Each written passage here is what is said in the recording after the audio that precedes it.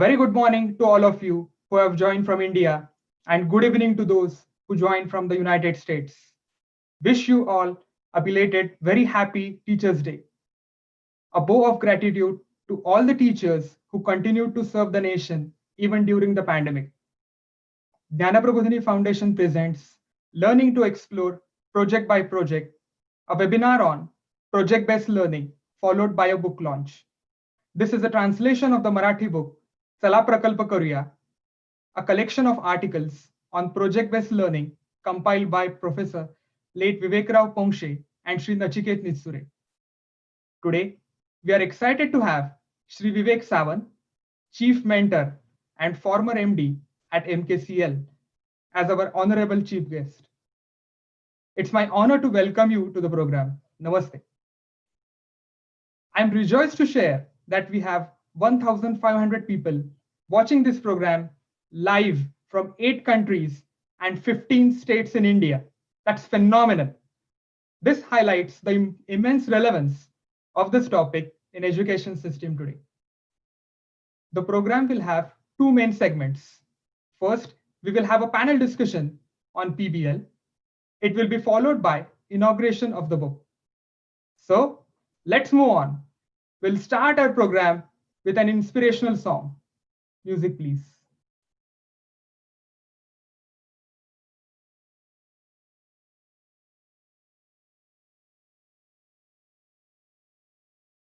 खुली नजर से देखो मित्रों, खोलो मन के द्वार। खुली नजर से देखो मित्रों, खोलो मन के द्वार। जो है जैसा वैसा क्यों है, इस पर करो विचार। जो है जैसा वैसा क्यों है, इस पर करो विचार। जो है जैसा वैसा क्यों है, इस पर करो विचार।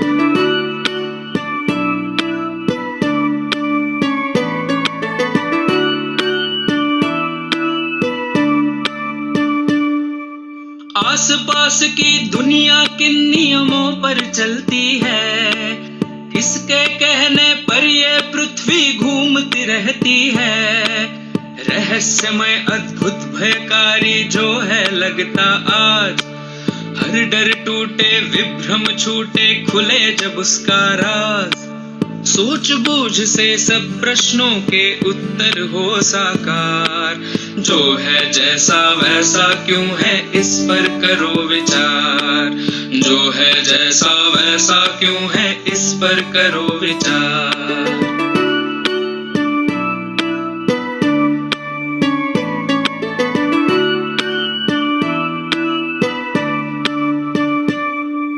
बहता पानी कैसे उड़कर बादल बन जाए, छोटे बीजों में से कैसे फसलें लहलहाएं। चारा खाकर गोबर बनता गोबर का फिर खाद, जब मिट्टी में खाद मिले तो खिले फसल का स्वाद।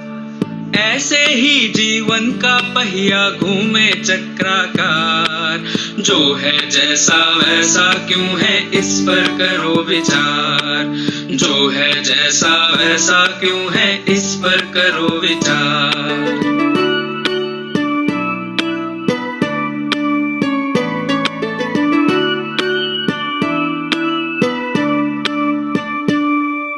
सूक्ष्म जीव हो या सागर की महाकाय सी भेल, परमाणु हो ब्लैक होल हो या लहरों का खेल।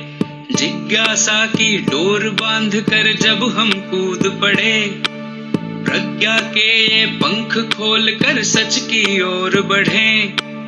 इस दृष्टि से देखोगे तो लगे अलग संसार। जो है जैसा वैसा क्यों है, इस पर करो विचार। जो है जैसा वैसा क्यों है, इस पर करो विचार।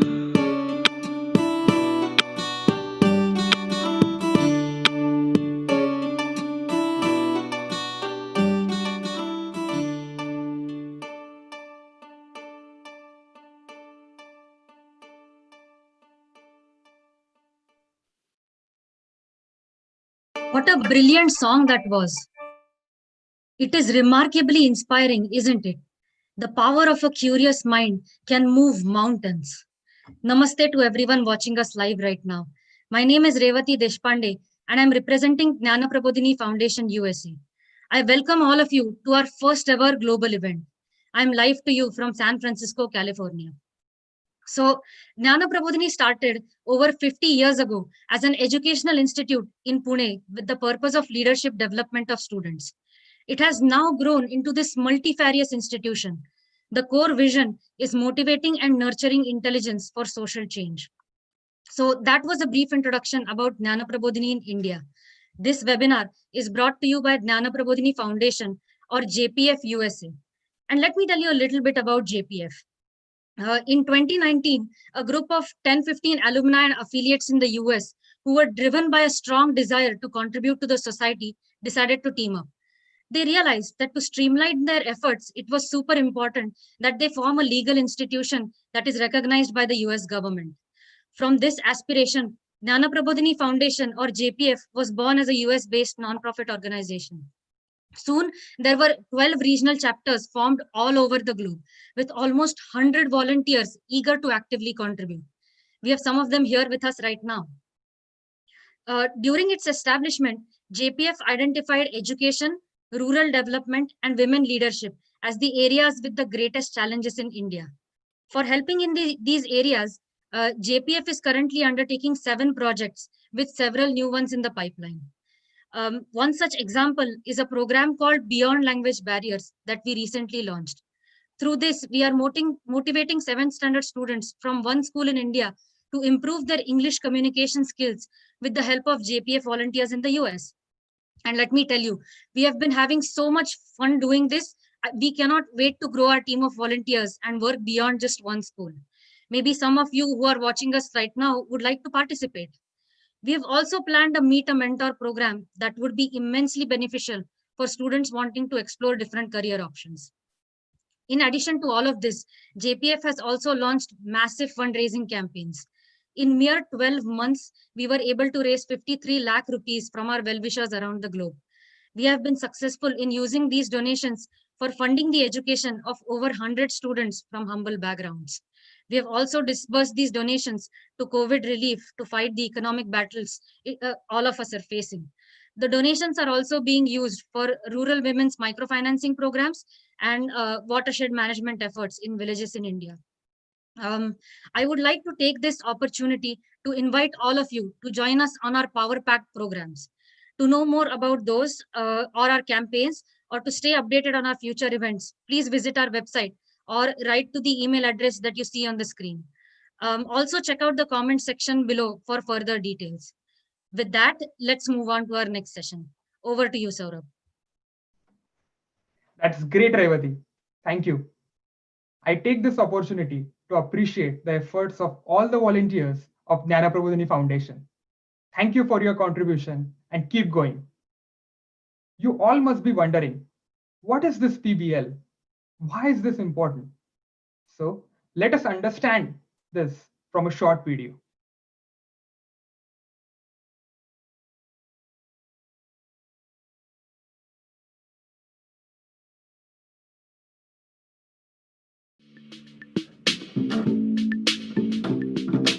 Hello and welcome to Teachings in Education, Project-Based Learning. Capture your students' attention with real-world problem. Project-based learning is often abbreviated to the acronym PBL, which will be used throughout the video. So, why should educators use PBL in their classroom? Projects are often assessed through presentations. Having students present more often helps students develop better communication skills. Many times, project assignments allow students to work with their hands and complete tasks. It's important for them to have developed some of these 21st century life skills. Projects are assigned as group activities. Being able to work with others is a necessary component of countless fields of work. PBL really comes in handy for those situations where students are just plain old bored of lectures. The best part of PBL is that it increases student engagement. Students will actually enjoy working on these projects and be much more pleasant while working. Who is PBL meant for? Now, it can be used for any student. However, it is most effective on certain types of students. At-risk students benefit the most from project-based learning. These students obviously struggle with typical classroom learning. PBL can be used for many different classes, but PBL is most prevalent in social studies, science classes, and art classes as well. One common misconception is that project-based learning is only meant for upper grade level courses. However, PBL may be incorporated from grades kindergarten through 12th grade. How to implement PBL in our classroom.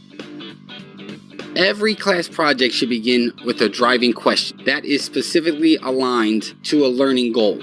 The level of complexity of the driving question should be appropriate for the type of students in the classroom. The next step for implementation is the inquiry process.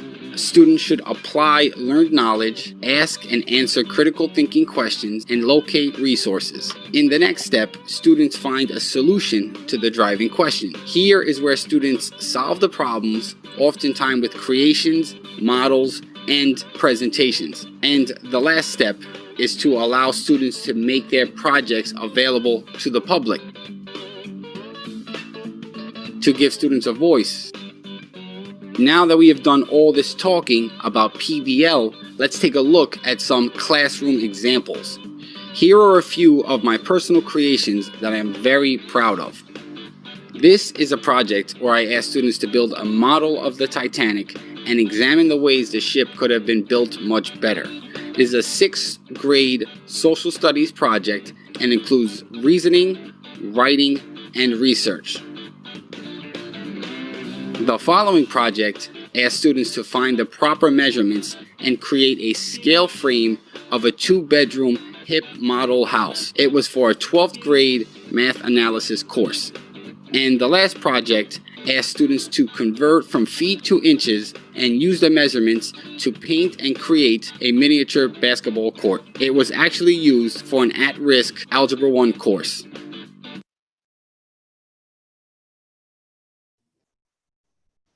So, we just saw that project-based learning is for all. It is helpful for all-round development of students. PBL is a good learning method. Now, let's get going.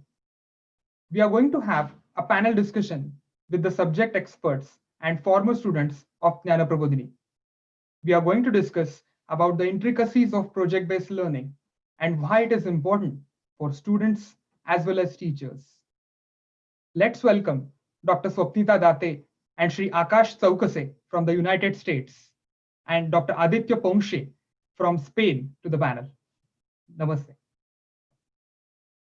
Now, I would like to introduce all the panelists. Swapnita is an award-winning researcher and senior scientist at Vanderbilt University, the United States. She has more than 8 years of experience of conducting multidisciplinary research in molecular biology, biophysics, and biotechnology. She is a science educator, and her work in popularization of science is commendable. She is a former student of Jnana Prabodhini. She is also the founder and advisor at My Science Boutique, a science fashion brand loved by thousands of teachers and scientists. But watch out, if you talk to her for too long, her passion for science will inspire you to become a scientist yourself one day. Next, we have Dr. Aditya Pongshe with us. Aditya is currently working as a postdoctoral researcher in Spain. He completed his PhD in evolutionary ecology from Australia. It is a field within ecology and evolution and studies the interactions between different species. In his long-standing affiliation with Jnana Prabodhini, he has worked as a mentor for projects and helped numerous students. He has been interacting with students and teachers across India on project-based learning through various PBL camps organized by Jnana Prabodhini. Apart from research, I would like to share that he's a great artist and also a cricket enthusiast like most of us. Welcome Aditya to the panel. Last but not the least, we have Shri Akash Tsaukase. Akash is a doctoral fellow at Purdue University, the United States, where he studies how to make learning more effective. He is a former student of Jnanaprabodhini Pune and has a diverse teaching experience of over 13 years. More importantly, he is the co-editor of the book, Learning to Explore Project by Project, which we are launching today. Apart from his expertise in education domain, I would like to tell you that he is a great orator, also an energetic and motivated leader. He has literally interacted with thousands of students from Arunachal to Ahmedabad and from Kargil to Kanyakumari. It's great to have you, Akash, today. So let's move on to panel discussion. First, I want to go to Aditya. Aditya, you have mentored several projects, and many students across India are listening to you right now. Would you explain what is really meant by doing a project? Tell us some examples. Thank you, Saurabh. Uh, yes, so when we discuss about projects, first we need to understand that doing projects is not merely Googling information about some topic and presenting it on charts and PPTs. It's much more than that. It is about creating, making, solving problems, investigating questions, analyzing trends, forecasting scenarios, and so on, right? True. So during this exploration, we go through many experiences. In addition to subject content, we acquire skills that are not directly related with the project subject as such. So we can do projects in any subject. In fact, projects are idea driven. So we need to learn and acquire whatever project demands at that time. And so project makes subject boundaries and syllabus boundaries more flexible. But coming up with meaningful and doable projects is project ideas is not easy. So let's see a few project examples here, so it's more clear. So these examples are from different domains. Most of them are from class 6 to 10 students.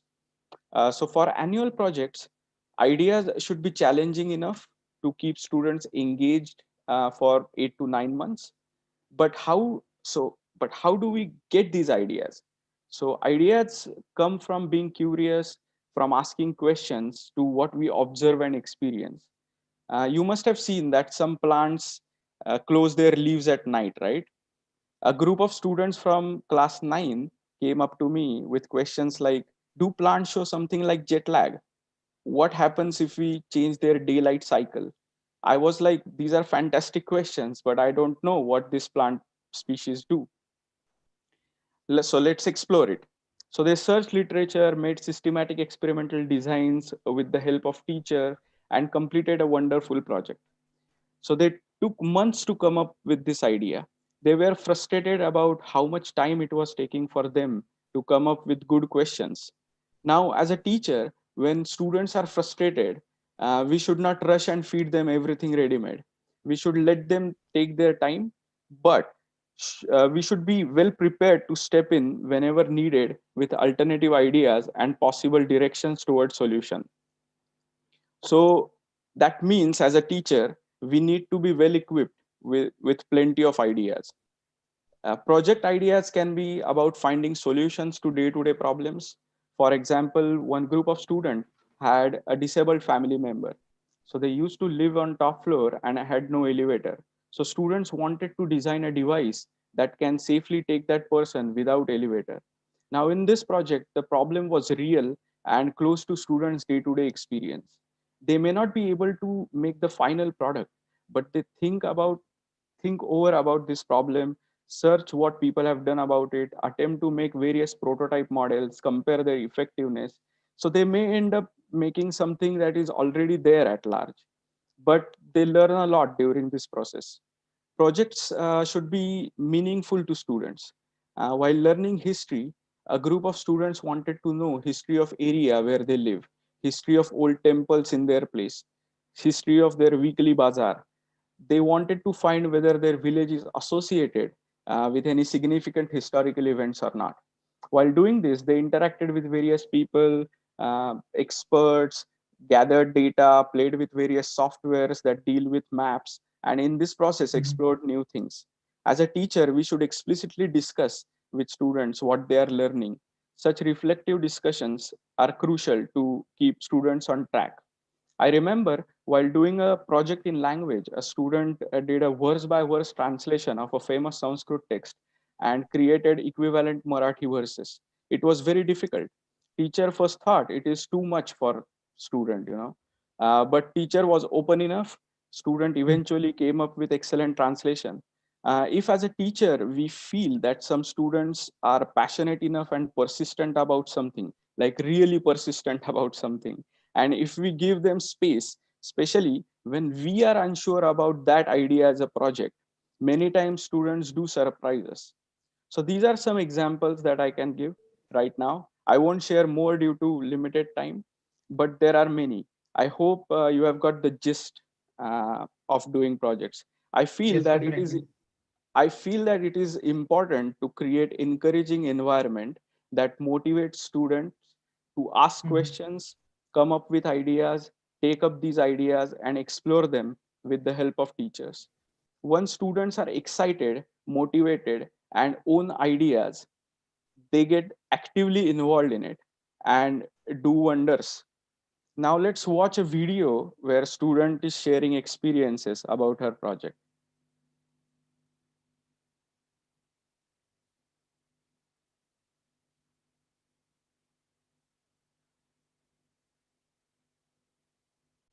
Hello, myself Aishwarya Abhyankar, and today I'll be telling you all the process of my 8th standard creative writing project. I would divide the process into 5 main steps. 1. Finalizing the idea. I observed that teenagers like me read a lot of English fiction, but there was no teen fiction available in my mother tongue Marathi. So I decided to write a historical fiction in Marathi. This was also a small attempt of mine to increase awareness about the rich culture and heritage of India. Then I decided to include in my novel things that I am really passionate about. For example, fire, stone temples, etc. 2. Working on the plot. I made a flowchart of all the events that were to happen in my novel. I had to be extra careful as there were flashbacks as well. The characters were equally important. Each character had to be unique, and most importantly, they had to evolve along the story. I had to see to it that they end up better than they were before. Next were the specifics of the story.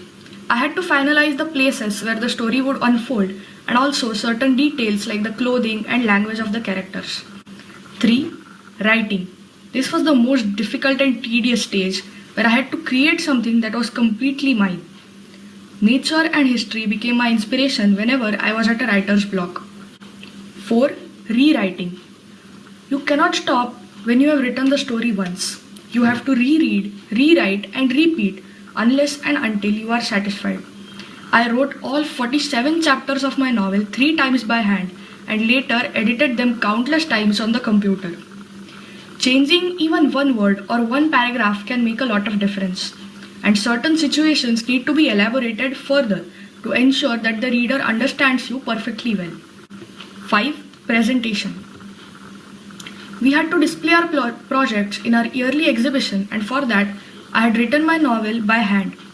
I used different colors for dialogues, important paragraphs, proper nouns, etc. Later on, I added sketches of the characters and of certain places. The journey continues. I worked even more on the language and illustrations in the lockdown period, and I published the book on Amazon Kindle. The name of my book is Tapta Pavan Agni Divya, which translates to the auspicious test of fire. What I have learned. 1. The importance of perseverance. No matter how many times you write and rewrite, you can always be better. 2. Looking at things from the other side. You know the plot, but your readers don't. And 3. Writing is fun. Lastly, I would like to share with you a small promotional video I made when I released the book on Kindle.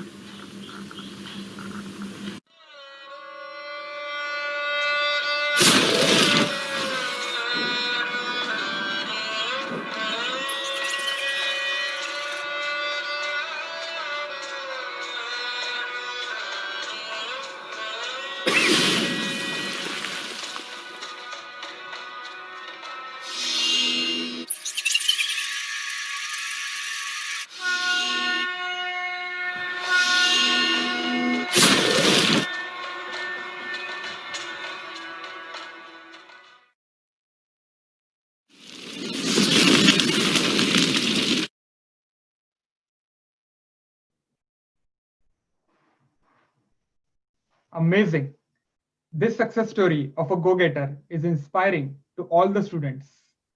Also, thank you, Aditya, for joining us today and sharing your experience. You talked about several projects spanning from science, language to history. I would like to share that more examples and case studies are elaborated in our book that we are going to launch today.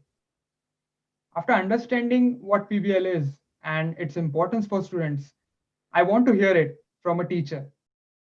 As you all know, in India, we recently adopted a new education policy and it stresses on PBL. I want to ask two questions to you, Akash. First, is PBL really useful? And is it implementable at the school level?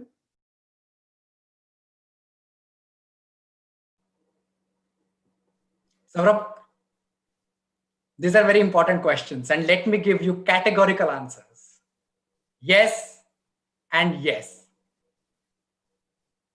It is extremely useful, and I'm not saying it just in the air. The new education policy mentions exploratory learning, exploration, experiential learning, and project-based learning 18 times in just 66 pages. And many other times word interdisciplinary learning has been mentioned in second section, that's higher education policy. It is absolutely critical that we move our attention to project-based learning, which is a very effective tool of learning from doing, learning from experiences, activity-based learning, hands-on learning, so on and so forth. As you said in the introduction, it is good learning science. And why should we do that? What is the relevance? What is the usefulness? So it is twofold, I'll say. First, see, the future of jobs is changing every day. True. Artificial intelligence, data science, machine learning, and many other new fields that were not even available when we were in schools, right? So 15 years ago, when I was in schools, I didn't know I will do something that is called as machine learning or data science or big data or anything like that. So today's kids in schools are learning content, yes, but are they learning transferable skills? And schools should ensure that they develop transferable skills. And what are these schools? Like, we are immersed under a load of information from all the sides. The biggest skill is today that is relevant to all of us is how we make meaning out of this immense volume of information. And how do we do that? So project-based learning is one such way where we actually help our learners learn how to learn. And the new education policy focuses on learning to learn. The second question, before going to the second question, I'll say, but it is not only related to future of jobs. It is also related to character building, because that is an immensely important goal of education, character building. You should be able to work with people you don't agree with. You should be able to create something positive, socially meaningful. Where are these opportunities to develop these skills? And that is exactly what PBL is going to help us do. We heard Aishwarya talk about perseverance, working from failures, accepting failures, trying, not losing hope. All of these are useful in character building, and that is what we need at this hour of time. Before going to the second question, which is about, is it implementable? I think we should go to a teacher himself. I want to invite Dr. E. Prasad Rao from Telangana to answer how they implemented PBL in their schools. And they've been doing it since last 3 years. Let's hear Dr. E. Prasad Rao from Telangana. Sure.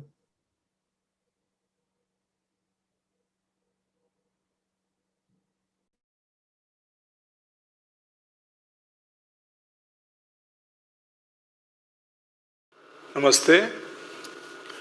Paramita Group of Schools, Iris World School and Explorica, established in Karimnagar, Telangana, are the schools of a different type altogether. In these schools, kids have time, space, scope for exploration, exploring into different vistas of knowledge. Our systems, our processes, teachers, leaders, and parents are all wedded to a philosophy where the kid can discover his own potential through experiencing, exploration, and expression. As a policy, we have undertaken various programs. One such program is project-based learning. We've introduced this 3 years ago, and students from grade 1 to 9, sometimes 10 also, they go through this project-based learning mode across the year, every year. So in the last 3 years, this project-based learning has really helped our kids discover their true potentialities, empowered them, and improved their skills. Today, the capacities of the kids are so good that they can solve a problem, they can go for critical thinking and analysis, they can observe things very, very microscopically, they can analyze, they can gather information, they can go through a questioning process, like many, many things. So the skill set that the kids are learning are really amazing. Now, today the kids can take up any project, maybe investigatory project, maybe model making, maybe collection, maybe thematic project, whatever it is. Our kids are actually really doing a fabulous job in exploring different vistas of learning. All this happened 3 years ago because we have come into the partnership with Gyan Prabodhini. The entire Gyan Prabodhini team has come forward to support and scaffold Paramita group of schools in project-based learning. So this 3 years course, 3 years journey has been so fabulous, so fantastic, with the skills of the kids and even the teachers going up like anything. So after 3 years, I can only say that when a new national education policy talks about project-based learning, now Paramita group of schools, Iris World School and Expurka are ready to explore further and integrate the mainstreams of curriculum. So thank you Gyan Prabodhini, thank you Prashant and team, thank you Paramita, Iris World School and Expurka team. I wish you all the best. That was indeed inspiring. Do you want to add anything, Akash? Yes, so we heard teachers are doing this. And this is just one case from Telangana. I know teachers from Assam and Arunachal who are trying hard to do this in their schools. It is undoubtedly not the easiest thing. I mean, I want to say it will be a challenge to implement this in the schools. However, it is not impossible. And like Dr. Prasad Rao said, we can do it over the period of time. And I want to highlight one last part, that education policy, the new education policy categorically mentions that teachers are at the center of the educational reform in India. Therefore, in order to implement project-based learning, exploratory learning in our schools today, we need a paradigm shift in our thinking about teaching and learning. Teaching and learning is a collaborative process. It's a partnership between two parties, students and teachers. And that is where we need to start. With this, I will take your leave. Thank you so much for having me on this panel. Thank you, Sabra. Thank you, Akash, for encouraging all the students and teachers. And as you said, PBL is for everyone, and it's a habit to inculcate.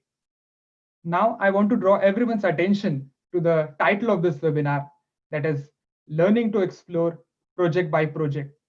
So clearly, it's a continuous process. I'm eager to hear from Swapnita.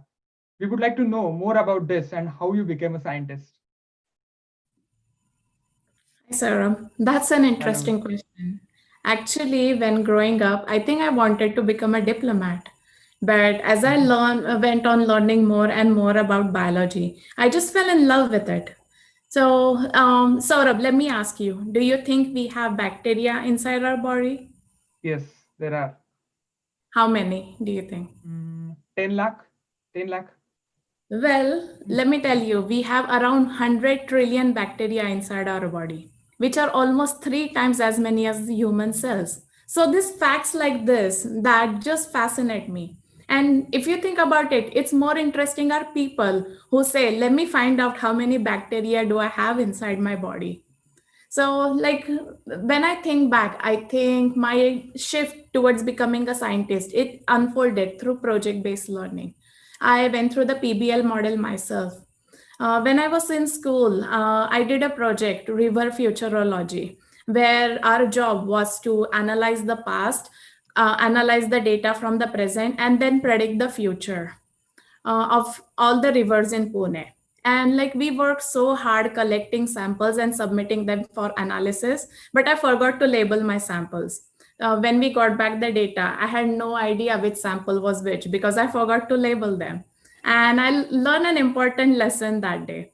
These days in lab, I process like 50 to 100 samples every day. And people around me, they are amazed. How do I handle everything? But this is a skill that I learned in school during project-based learning. If someone would have told me back then that I'll be helping find answers to COVID-19, I would have never believed them. Similarly, like for another project I was working on, we worked so hard collecting data only to realize that it was already published out there. So that is something experience taught me. Do a careful analysis of what is known out there before jumping into the project. So, as I said, like this fascination of knowing something we don't know, and this continuous process of learning is why and how I think I became a scientist. Amazing story. So, Aptita, we have more than 1,000 members here with us today, and some of them are very young, some of them are grown up. So, who should use PBL? That's an interesting question. I think project based learning is for everyone. Seriously. Now, let's think about it. Like in winter, when you get cold, you put on a sweater. So, you had a problem and you found a way to solve it. You may wear a sweater and realize that it's too itchy. Then you do kind of different experiment. You try different detergent or maybe buy a sweater from completely different store. Or if you want to get into even more serious science, you can invent a new fabric material that won't be itchy and that will keep you warm. So this is an example of everyday project. You don't have to be inside a lab or you don't have to be a scientist to be doing projects. So, and I agree, like Akash said, project-based learning is complicated because you're always learning, always questioning, and importantly, you're always making mistakes. But I think that is the most fun part about it. You wake up not knowing something, and by the end of the day, you may have found an answer to that, or you may have discovered something completely new, for example, a new sweater. So I think student, teacher, or even scientist, I think project-based learning is for everyone. And it can sound intimidating, but once you learn what project-based learning is, it can actually be very, very fun. Everything around you can be a project, sweater, cooking, or even time with your friends. It can be a social experiment. So keep learning, keep enjoying, and just enjoy. That was great, Swapnita. Thank you. Thank you for inspiring all the students and teachers. And thank you all the panelists for the insightful discussion. I'm sure all the students and teachers must have learned a lot from your experiences. I would like to summarize what we discussed in today's panel. First, PBL is for all, and it teaches you to own up the idea. It may look complex, as Swapnita said, but it is fun learning, and everything is what is happening around you. As Aditya said, doing projects is exploring things, and it's a continuous process. And you have to keep observing. You don't need to become a scientist, you already are. Thank you again, all the panelists. So let's change gears. Now let's proceed to the next segment of our program, that is inauguration of Urbo. Today, we have many teachers joining in from Vivekananda Kendra Vidyalaya schools.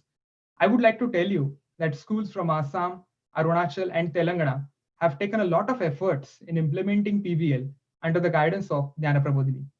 So, PBL is not limited to Jnana Prabodhini, but it has become a national movement. The idea behind translation of Marathi book Chala Prakalpa Karuya in English is the same, involving more and more students and spreading PBL nationwide. Let's move on to the next segment and talk about the book. Let me invite three of my team members. All of us are former students of Jnana Prabodhini Pune and are currently studying in the United States. So I request Pranav Kulkarni, Susmit Joshi, and Kalyani Marathe to come. Pranav, you have been leading the team efforts. So tell us story of this book. Yes, Saurabh. It all started in December last year. In one of our meetings, our teacher from Jnana Prabodhini, Professor Prashant Divekar, asked us to translate a Marathi book so that it will help reach a wider audience. The book is a collection of articles written by various talented educators affiliated to Prabodhini. Initially, we were only a few, but as the word spread, we became a team of over 20 volunteers in 4 different countries and 3 continents. Now, as I think of it, I see 2 clear reasons that brought all of us together for this particular task. First, the PBL techniques that we learned in school, we apply even today in our respective fields. And we are truly grateful to our teachers, mentors in Prabodhini for getting us started. And second, it gave us a chance to contribute to Prabodhini's work in the field of education and help students back in India. That's great motivation, Pranav. But what is this book really about?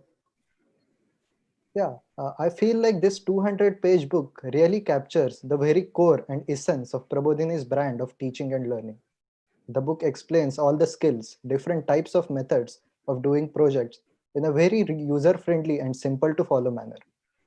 But more than that, this book is not just to be read and kept aside, but rather to be implemented.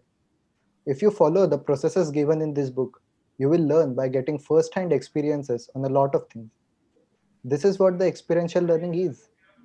The role of this book is like that of a mentor.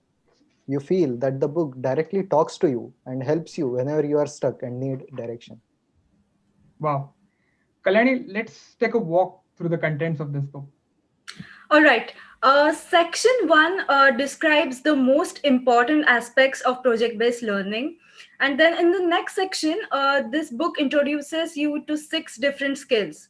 So you will read about brainstorming skills, observation skills, questioning skills, problem-solving skills, interviewing skills, and data management skills. And then in section 3, you will move on to read about 8 different types of projects, like investigatory projects, innovation projects, analytical projects, model making projects, and many more. So moving ahead, section 4 describes how to write a report and how to present your work for evaluation. So to sum it up, I would say that the book builds a strong foundation of the fundamental project-based learning concepts.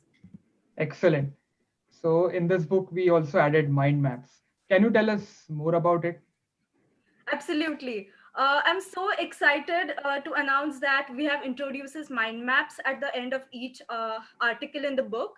Mind maps are a learning tool in which concepts and their correlations are represented on a flow chart.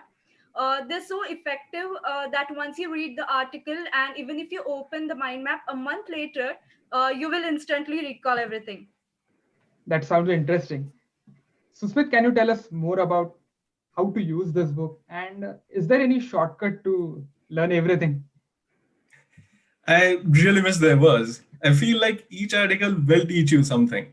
I admit that you don't have to read through each chapter sequentially, but we have tried our best to make sure and organize this book that by the time you reach the final chapters, you're well prepared to deal with complex ideas. The first few chapters are good motivation. We all need something like that to start on something new. And then after you're introduced to few project-related skills, different types of projects like Kalyani just explained, you're free to explore through the rest of the book however you want.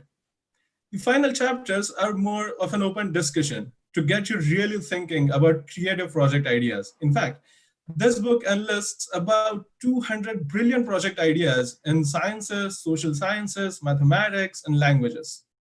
And the great thing about this book is that you don't even have to read it in one sitting. It can be as easy as reading something entertaining when you're taking a break from your studies. We have put QR codes throughout this book. Just scan them and you'll be able to view the mind maps and the supplementary materials on your phones. Recollecting information just got so much easier. Well, it seems like you really have planned everything out. So, Smith, we have many teachers and parents with us today. Do you have anything to say to them? Of course, this is an excellent opportunity to connect to all of you directly.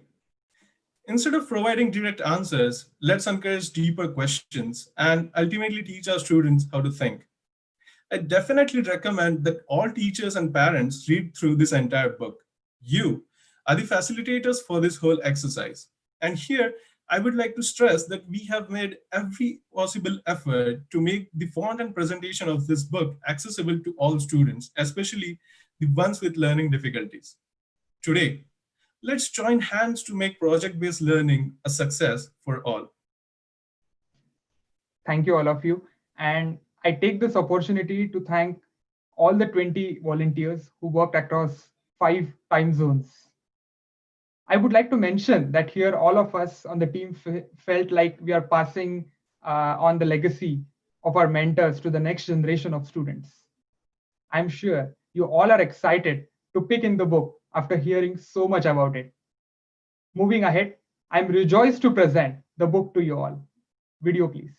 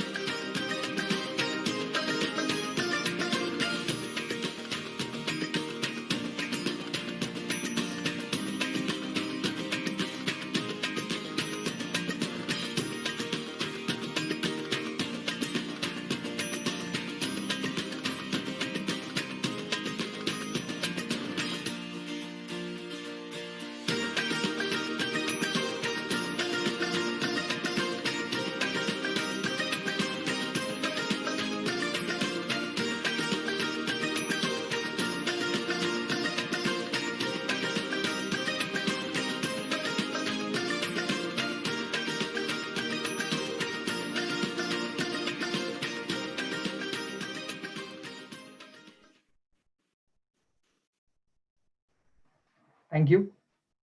Now I'm pleased to welcome the chief guest of our today's program, Shri Vivek Sawant.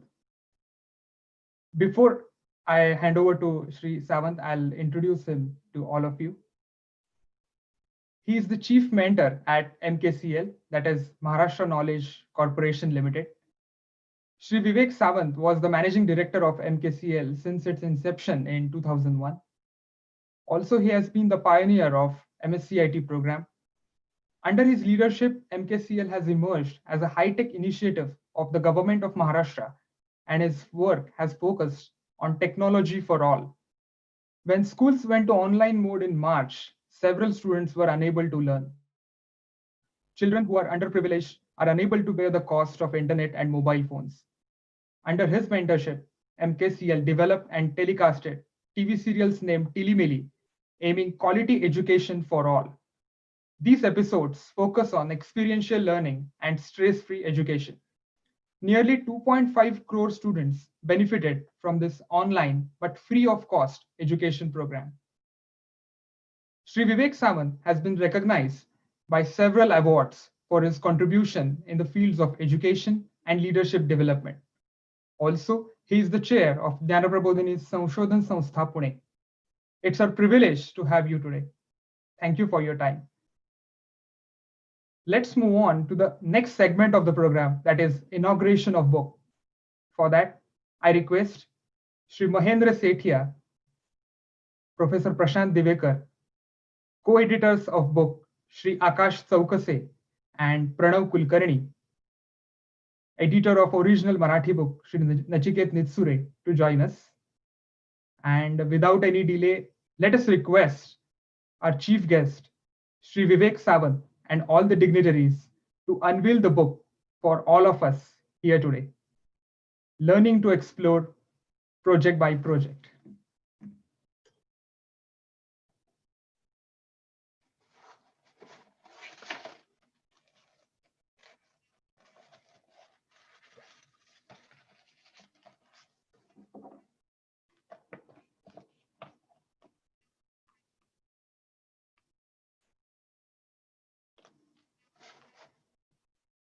Thank you, sir.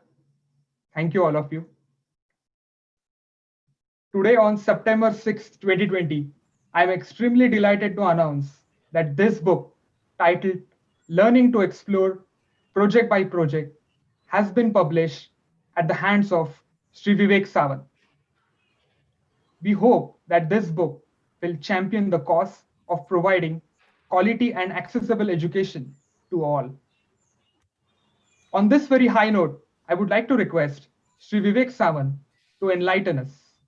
All is yours, sir. I first of all thank the Jnanaprabodhini Foundation. It's all volunteers, the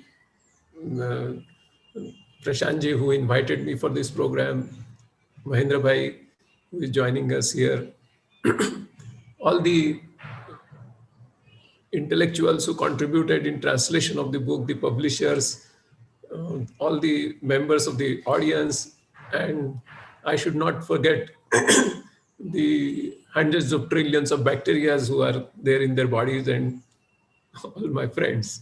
Okay. First of all, I must remember with great reverence the fond memories of my friend, late Professor Vivek Rao Pongshe. I miss him in today's function. I really feel that he should have been present amongst us, and he would have been so elated by the efforts of the next generation of Jnanaprabodhini, passing on his legacy to the students and teachers in future. The book, when I read, of course, I could not completely read, but I must say that after reading several books and papers on project-based learning, I used to always feel that the world desperately needs one more. And this is that book, because this has been authored by an experienced practitioner who has developed tremendous insights into project-based learning. It is one thing to write a book by carrying out some literature survey, and it is quite another to actually lead project-based learning and then theorize upon it, reflect upon it. And another important thing about this book is that it is written by a practitioner for the future practitioners. The new education policy does mention that hereafter the teachers in India will be very best and the brightest. These are the two words used. Now, very best and brightest are not necessarily born, but they are cultivated. And this book will go a long way. Like Akash mentioned that project-based learning and exploratory learning comes 18 times in new education policy. This book will go a long way in cultivating the next generation of teachers, because teachers have to be introduced formally. What is project-based learning? Project-based learning is not covered in such great details as rigorously as covered in this book in their Bachelor's of Education program or Master's of Education program. Whereas project-based learning, if it is going to be at the center stage of learning, then this book goes a long way in ensuring the cause of teacher training. How to become a practitioner of project-based learning needed a proper guide rather than just theory. And this book has completely accomplished it. And I say this with no exaggeration. I also really appreciate the efforts of translators. There are 3 stages. One is anukaran, that is imitation. Next is anusaran, that is emulation. The third, however, is anusarjan, that is transcreation.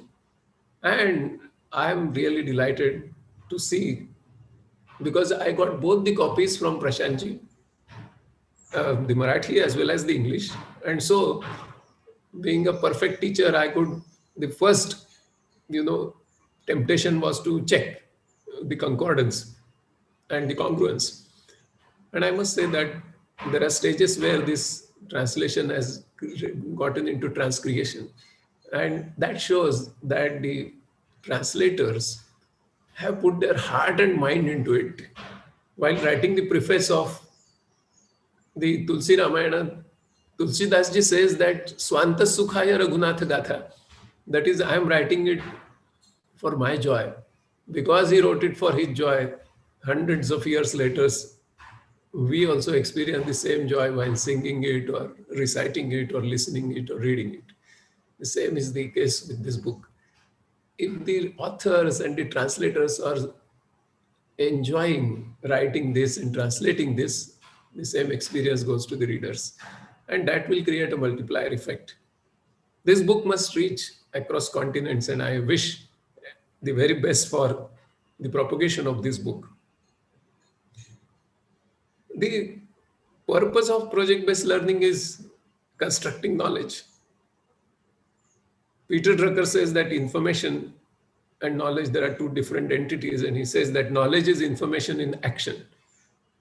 When you read a book on swimming, you are acquiring information of swimming. When you actually jump into the pond and start somehow surviving, then you start getting the knowledge of swimming. Osho says that there is an area in philosophy called aboutism. Osho says that about love is not love. You have to fall in love. And project-based learning makes you fall into the subject, not just remain on the banks of the, or on the brink of the subject. So there is no aboutism in project-based learning. In this way, project-based learning transforms a student into learner. When you just study, you get into information from books, Google, TED Talks, or YouTube, or Khan Academy, or whatever. But when you actually engage yourself into a project, you become a learner. If you look at the word learning, in the word project-based learning, if you look at the word learning, learning is not an original word in English, I suppose. It is a derived word. Because the more original word in that word is what remains after you remove L from that. That is earning. So learning is a process that leads to earning. What? Earning, not money, not just money. It is earning knowledge, earning self-esteem, earning self-confidence, earning the source of self-actualization. That is the purpose of education. And project-based learning is not project-based study. So the student, it is not student here, it is the learner. Like Lord Krishna also says in the 6th chapter of Bhagavad Gita, Swakartavyatmena jnanamiti shiksha. That is, you experience by pursuit of your power of doing your kartavya. So it is not just reading books. Lord Krishna is very clear about definition of education. And this is the essence of this book today. The underlying principles, as I see, are actually Professor Pongsha has not written anything or authors have not mentioned, but see, project-based learning is a method, but it is a theoretical foundation of it is the constructivism, where the student constructs knowledge. There is an assimilation process that is going little gradually in the known area, from one known to another known, and from one known to a gradually different unknown. There is an accommodation process that you suddenly meet a different context and start, constructing knowledge in that by creating correct concepts, by experimenting, by exploring. And then there is a cultural mediation. Okay, because in project, you leave your classroom, you leave your school building and go into the open world and start interacting with many people. And you connect to yourself also. And there is a cultural mediation. There are larger cultural groups than just teachers involved here. And that is how you come across 3 more steps in that. And those are seen in between the lines when you read this book as academicians, because I'm not addressing students here, I'm addressing the academicians who will practice project-based learning. So they must know that principle of construction of knowledge, principle of assimilation, principle of accommodation, principle of social mediation, all are very nicely interwoven in this book. Wonderfully done. I'm so delighted. And most important is in project-based learning, there is principle of respecting individuality. When a developmentalist meets one child, he thinks all children are alike. When he meets 2 children, he considers that the universe is dichotomized. That is, either there are masculine children, feminine children, or introvert or extrovert children. But when he meets 3 children, then he knows that every child is different. Okay, and the project-based learning respects that individuality. How beautiful was the experience to learn to that girl, Ed Standard girl, who created her novel. What a great respect for individuality, project-based learning. She must have remained as a hidden talent unless project-based learning was an opportunity in her life. Such a novel may not have come up. So, and not only that, in project-based learning, there is communication. This is not communication of students' difficulties in how to do the project but these are communication of an experienced teacher with the student for metacognition. That how am I, achieving cognition? So it is cognition of cognition. And that communication takes place in project-based learning. It doesn't take place in a followership in typical lecture mode or Google mode or whatever. In information consumption, it doesn't take place. The Adhyapak is the one who gives information. Pandit is the one who gives thoughts. Acharya who gives the vidya. The Drashta is the one who gives you the foresight or the Duradrushti, as you say. And the Guru is the one who makes you that you are Swasamvedya, that you can know yourself. And this is the light that the Guru brings. Project-based learning brings that Swasamvedyata. Because you start not only understanding the subject, but you start discovering yourself. That is the purpose of education. So the teacher who gives you project-based learning is actually, elevates to the level of a guru, not just Adhyapak. That is the very interesting thing about project-based learning. Most important thing is that in project-based learning, it is a joyful learning, because when you learn, when you say eat some sweets, you get pleasure. When you remember suddenly that, in the third standard, I stood first in the class, you get happy. It's a completely emotional state. But when do you experience joy? Only human beings experience joy. And for that, there are 6 things. Number 1 is exploration. When you start exploring, you start enjoying as a human being, because it is related to neocortex. Experiencing, experimenting, explaining, then explaining, and then executing, and finally educating someone. Look at the phase of presentation in the project. You are educating someone. You are making it not as just an individual property, but making that knowledge as a collective property. You're educating. So these 6 E's make you joyful, not just pleasure or happiness, but joy. And project-based learning brings you that. I think this is the classic, gift of project-based learning to us, in which there is action followed by reflection. Professor Pongshe has written a beautiful chapter on reflective practices. Action followed by reflection, reflection followed by conclusion, conclusion followed by pragmatic planning, and pragmatic planning followed by, again, action. So you are having a wonderful cycle of learning or circle of learning in which you start enjoying yourself. This is the key of project-based learning. And most important thing is that you are not only giving output, but there are outcomes. A good project-based learning teacher will look not only as the output of the project, but also the outcomes of the project. The outcomes are in terms of new knowledge, new skills, new attitudes, new values, and new temperaments. That makes the enrichment of the personality of the learner, which doesn't happen in a classroom mode where one is teaching to the students. This is the gift of project-based learning.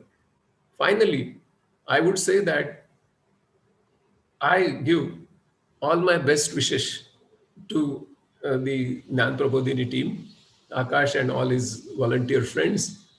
And I personally thank all the organizers to have been given this opportunity to speak to you. Remember Professor Vivek Pongshe and admire the great effort done by all the youngsters who, some of them spoke and some of them did not speak today, but I could see and listen to the hearts of all of them. And I really thank Gnan Prabodhini Foundation for this great event. Thank you so much. Thank you, sir, for your inspiring words.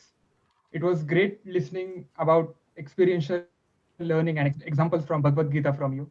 And as you said, PBL is about enjoying the learning process. It has been our pleasure to have you with us today. On the behalf of Gnan Prabodhini and Gnan Prabodhini Foundation, I thank you for providing your gracious presence to join us today to enhance our joy. And thank you for your compliments.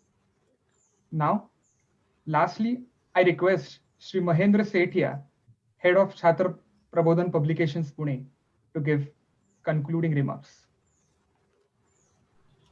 Thank you, Saurabh.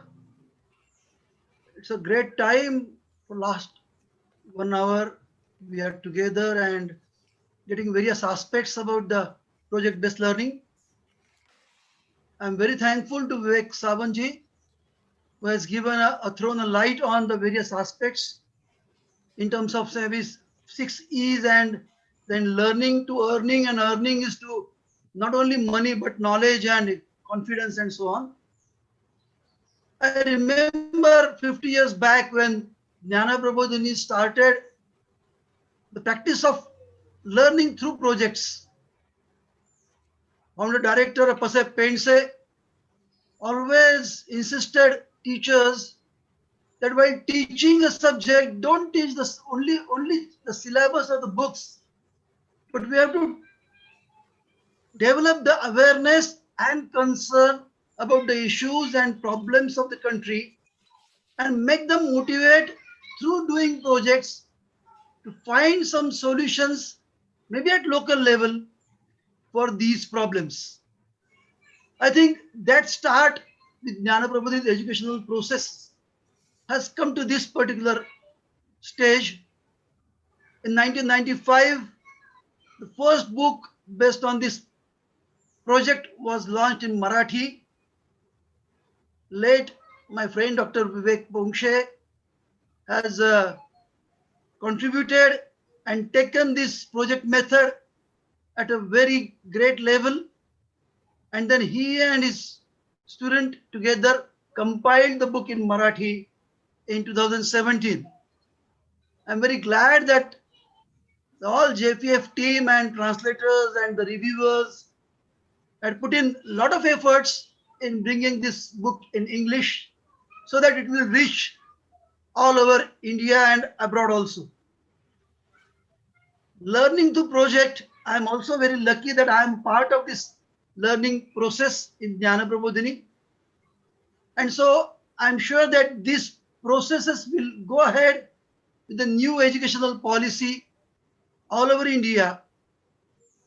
I wish that the first translation of Marathi book in English we have already finished, and in the coming future, I'm sure that this book will be translated in various Indian languages as well as foreign languages also. Vivek ji has really thrown a light on the peculiarity of this book. And I'm sure with the help of MKCL and many other agencies, will reach this book to thousands and lakhs of students and teachers all over India and abroad also. As this book is written for students, but still it is very useful as a lifelong learning process for parents and teachers also, because they might not have experienced project-based learning when they were in school. So before going to give the experience for the students and children, I will definitely request all the parents and teachers that you yourself experience, do some project with the help of this book, definitely help you, and then it will give the confidence to mentor your students, go beyond the heights of the knowledge which is imparted in the school. I thank again to all the team of JPF, especially Pranav, Akash, and Prashant sir, who has given the initiative for this program of translating the book, and all the other translators. Rupali Tai from Chhatra Prabodhan also has put good efforts in bringing this book in this particular form. So today I'm very glad to announce that now this book will be available all over the world, and that has been made successful because of this team.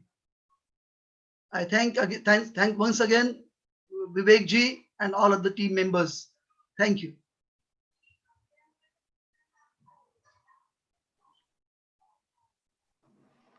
Thank you, sir. We are getting a lot of comments and questions, and thank you for the overwhelming response. But I feel that we are coming to the end of our time together. But register for your copy today. I'm sure you won't regret it. I strongly appeal to book your copy before 13th of September to get 25% discount. Before we end, I thank our today's chief guest, Shri Vivek Ji Sawant, for his thought-provoking keynote speech and for his time today. Also, I thank all the panelists and dignitaries. Thank you to Shri Mahendra Bhai Sethia, head of Chhatra Prabodhan Pune, Rupali Tai Bapat, and entire Chhatra Prabodhan team for production of this book. Special thanks to Professor Prashant Divekar for mentoring the team, and Shri Nachiket Nitsure, editor of the original Marathi book. And finally, the entire team of Learning to Explore, who with their dedication completed this book within no time. Also, thank you, Onkar Nathu, for editing the videos. Special thanks to all the teachers who make this world a better place to live. I also thank all the audience for joining us today in these uncertain times for celebration of this virtual book launch and webinar. I appreciate you all for your patience. Thank you so much. With this, I will sign off.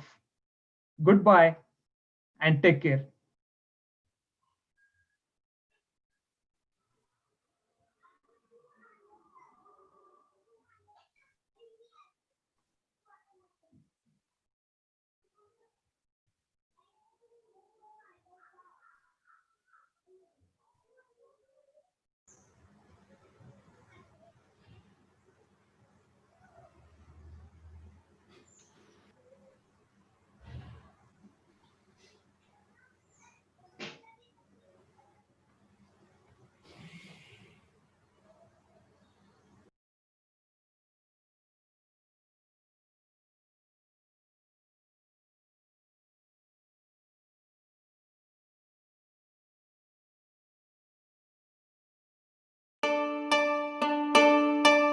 खुली नजर से देखो मित्रों, खोलो मन के द्वार।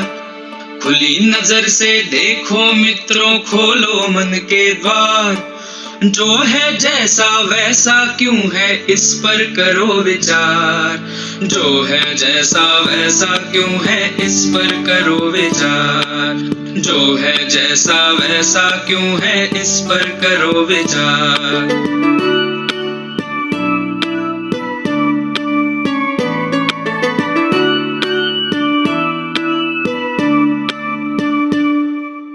आसपास की दुनिया किन नियमों पर चलती है, किसके कहने पर ये पृथ्वी घूमती रहती है। रहस्यमय अद्भुत भयकारी जो है लगता आज, हर डर टूटे विभ्रम छूटे खुले जब उसका राज। सोच बूझ से सब प्रश्नों के उत्तर हो साकार।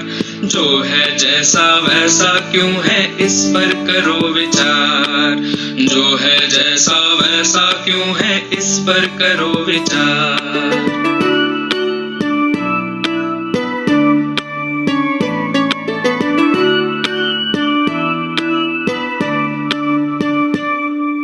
बहता पानी कैसे उड़कर बादल बन जाए, छोटे बीजों में से कैसे फसलें लहलहाएं। चारा खाकर गोबर बनता गोबर का फिर खाद, जब मिट्टी में खाद मिले तो खिले फसल का स्वाद। ऐसे ही जीवन का पहिया घूमे चक्राकार। जो है जैसा वैसा क्यों है, इस पर करो विचार। जो है जैसा वैसा क्यों है, इस पर करो विचार।